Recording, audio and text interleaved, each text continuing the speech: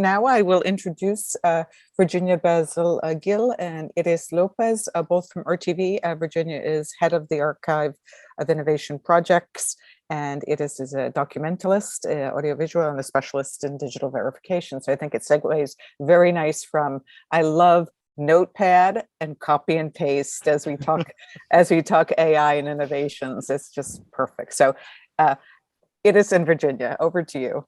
Well, hello everyone. We are glad to be here sharing one more time the RTVE experience with artificial intelligence.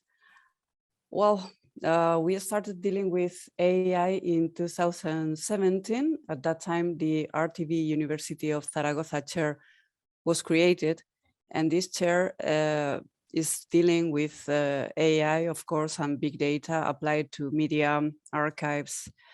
1 year later in Venice, we presented to the Fiativta community the story of the conceited little rat, a folk tale about a little mouse trying to make the correct questions to her suitors before marrying anyone. That was a story about technology, about industry, but mainly the story on an archive trying to imagine the future by experimenting with artificial intelligence. In 2019, at Frame Access, organized by INA and supported by Fiativta, we talked about the long and winding road to AI. That was our particular roadmap to embrace AI with the best traveling partners while avoiding the dangers of the journey. Again, in Frame Access in 2021, we presented Odyssey, the AI tendering process at a public broadcast archive. At that time, in collaboration with the RTVE innovation area, we were drafting the AI tender with a particular focus on quality control.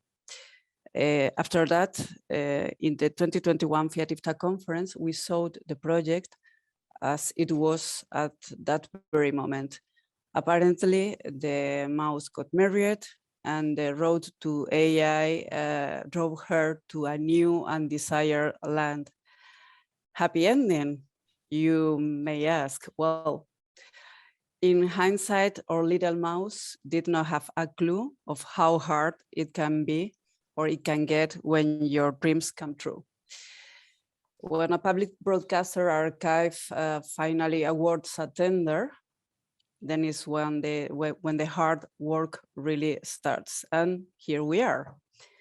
So during this presentation, we will introduce you very briefly to the AI complete workflow, the technologies integrated in this project, the challenges to ingest the content in our archive system, but mainly we will focus on the efforts to improve the system performance and how we have finally adapted our expectations to the technology at hand.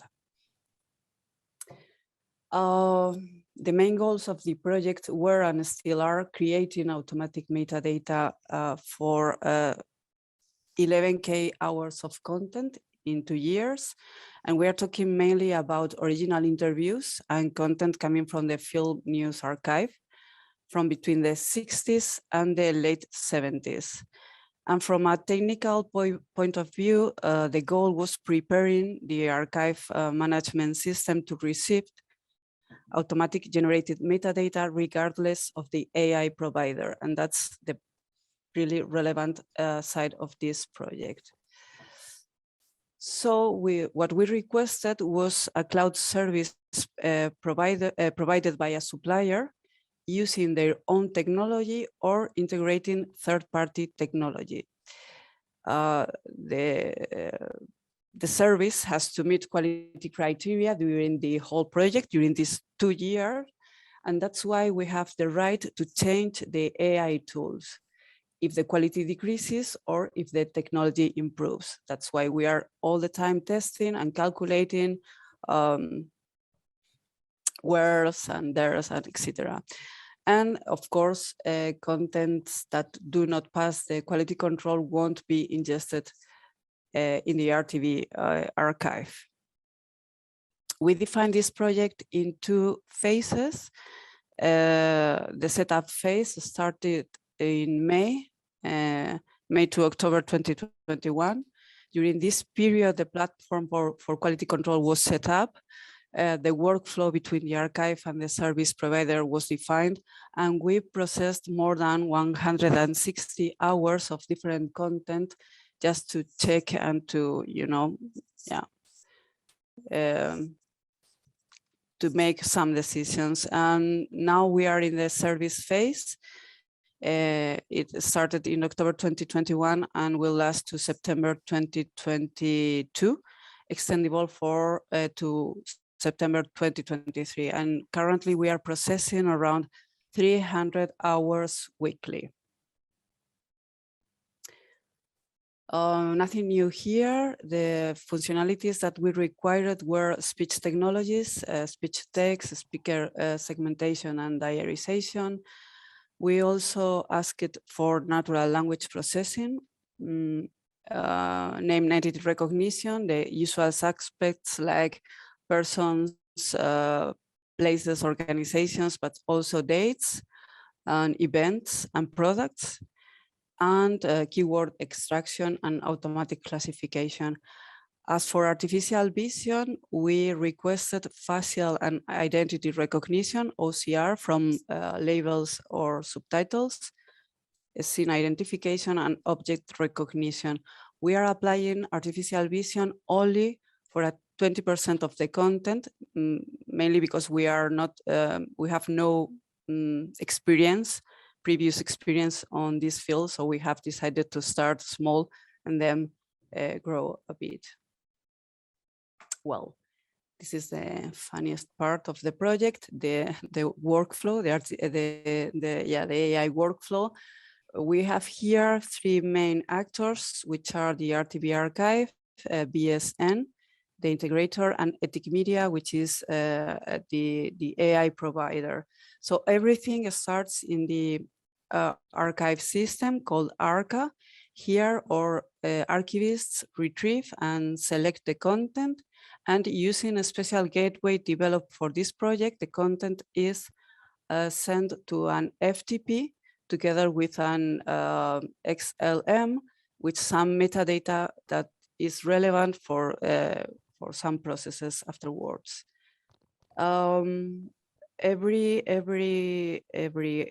the content stored in this FTP is automatically sent every hour to BSN. BSN identifies this content and sends it to Ethic Media, the AI provider. And here the content is analyzed. We are using MP4, so low quality, and we send and Ethic Media sends the analyzed content back to BSN. And here our archivists perform the quality control and can edit the results before sending them back to the RTVE archive. Oops, it was a quick one. Well, that's in a nutshell the workflow. And now we would like to focus on 2 things that we consider very relevant on this project, which are the analysis models that we are using and the quality control systems that we are applying. Speech recognition and acoustic models both are key elements for automatic recognition and transcription. These 2 parameters, together with a good content selection, and this is very important, are quite relevant to improve the results of the analysis. And currently we are using 2 different models for speech recognition, the news model and the entertainment model. The main difference between both is the data used to train the algorithm. But also the number of speakers is relevant for these AI tools, mainly for audio segmentation and diarization. Depending on the acoustic model, the system expects a certain number of speakers, 1, 2, 5 to 10, I don't know, 1 to 50. And that is, as I mentioned before, really relevant. Together with our service providers, we have defined different analysis models to suit our content. And for this purpose, we also work with human-generated metadata. Okay, I will explain this further. For example, according to our experience, we have determined that the topic is only relevant for particular formats. That's why we think about the editorial format, the people talking, and the topic and the main topic of the content. Here we have an interview, that's the editorial format. The model is expecting 1 to 5 people, and the topic dealing with is politics. So we will apply the news model to analyze this content in order to get better results. For this example here, this is a magazine called Aquí la Tierra, and as you can imagine, he's speaking about veggies. In this editorial format magazine, we are expecting 1 to 50 speakers. And as the main topic is agriculture, we are applying the entertainment model. And just another example here, this is kind of debate. Here you can see 5 ladies. They are discussing about gender equality and films. So the model will expect 1 to 10 speakers. And for the topic, we will apply the entertainment model as well. That's how we get better results for our content. Yeah. And before giving the floor to my colleague Iris, I will explain very quickly the validation models. As we explained before, quality is a key element in this project. And initially we defined a quality control process based on the validation of a percentage of the content analyzed per day in the BSN interface. But after the setup phase, we realized that this was not enough. And that is why we have defined 3 different validation models. The automatic one, we apply this to selected TV shows that are currently being broadcasted. This content is processed automatically and archived into our archive without human interaction. The semi-automatic model, which is applied to selected TV shows currently being broadcasted or broadcasted in the last 5 years. And this is a more complex model based on the number of hours checked. It's like very tricky. When we need to take 50% of the analyzed hours of a particular TV series, and only when the 70% is validated will this content be ingested on the archive system. And last, finally, we have the manual validation system, which is just an archivist checking the content. And we use this for relevant content such as interviews, press conference, etc. And now I'm giving the floor to Iris. She will explain more about the results we have obtained during these months. Iris. Okay, thank you, Virginia. Hello, everyone. Now I'm going to talk about the results. Virginia, can you move the slide? Yes, Thank sure. you. Sorry. Thank you. Thank you. Okay. Regarding regarding the contents to be selected for the project and to be processed in the project, initially we selected 11,000 hours of digitized content from RTVE archive, just with little information about their content, minimum identifying metadata, like title, collection, series, and production date. These materials cover many decades, from 90s to 2010, and the subject matters of this material are varied as well, like political content, sport, music, history, or cinema. These materials can be classified into 3 categories. The first one is RASes, that can include studio or indoor interviews between 2 or more people.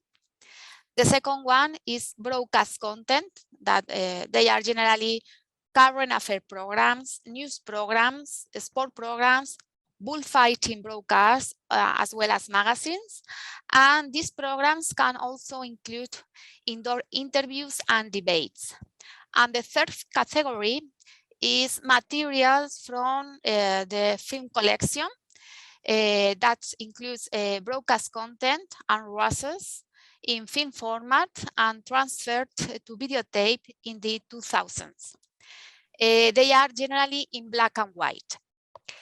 Later on, as the project progressed, we decided to incorporate new materials, RASes and programs from the current daily production to meet the needs of the different areas of the archive, but also to validate and to evaluate this technology to be incorporated into our daily workflow. In this process, we had to exclude some content because, due to technical issues and also due to the limitations of the technology. For example, footage without audio, content recorded in languages other than Spanish, recordings with audio problems or noise, materials with poor audio quality, like pneumatic tapes, interviews, press conference, and some bytes or more than one audio track. Also, we had to discard some kind of programs because the results were not good enough. For example, TV quiz shows, comedy programs, or some broadcasts of sporting events. Regarding the results, in the case of film collection, they far exceed our expectations, especially in pieces of news and interviews from 1960s, thanks to the optimal sound, because as you can see right now on your screen, journalists at that time used the hand microphones correctly. Also, these journalists had good diction, and the interviews were slow, with 1 or 2 interviews without interruption. I mean, speaking in turns. Concerning programs, the results are conditioned by some elements. For example, regional accents, some specific vocabulary that can be difficult for the system. For example, agricultural and crafts process, and these use terms like arts and trades. And because of the relevance of these materials, we decided to evaluate one by one these materials. And as Christopher said, thanks to this technology, we have now the chance to increase the access to the film collection. Talking about RASes, the results are excellent in political and sports contents, like press conference, speeches, interviews, sound bites, and parliamentary sessions. And this project allows us to get the transcription of interviews with historical figures, politicians, and artists that until now were only identified with minimum metadata. We also decided to evaluate these materials case by case, because there are some elements that can alter the results. For example, acoustic conditions, the way of the speaking of people appearing in the footage, and the quality of sound captured by microphone. Although we try to detect these problems and these issues during the previous selection of the materials, that is not always possible. And we have some limitation in the results related to separate audio tracks, spontaneous speech, background noise, or speaker interruptions. Finally, talking about broadcast content, we have achieved better results in programs with a professional voiceover and when the programs are well structured. Some of these programs, like news bulletin, current affair programs, and magazines, are automated. It means that they are processed and archived without human intervention, without manual revision.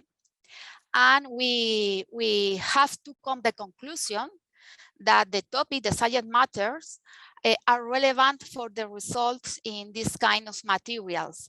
For example, we have achieved better results in political programs or current affair programs than in agriculture programs. Now, Virginia, you can continue. Thank you. Yeah, just some quick conclusions here. Well, after these months working with AI solutions, we have learned that automatic transcription can be used randomly. That we need to take into consideration many issues like voice quality, background noise, as Iris mentioned, speech overlapping, and also different accents of the Spanish.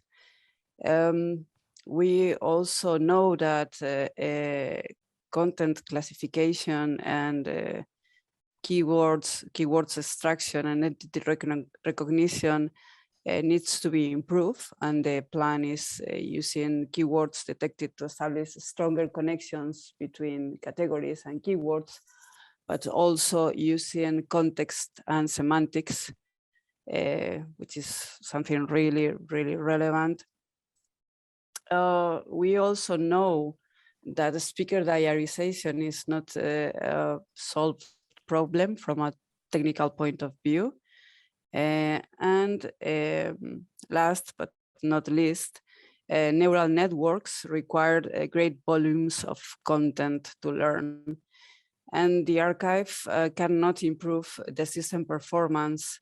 That's why selection is a key element in all this process, at least at RTVE. So that was all. Thank you so much, and looking forward to hearing your questions. Thank you.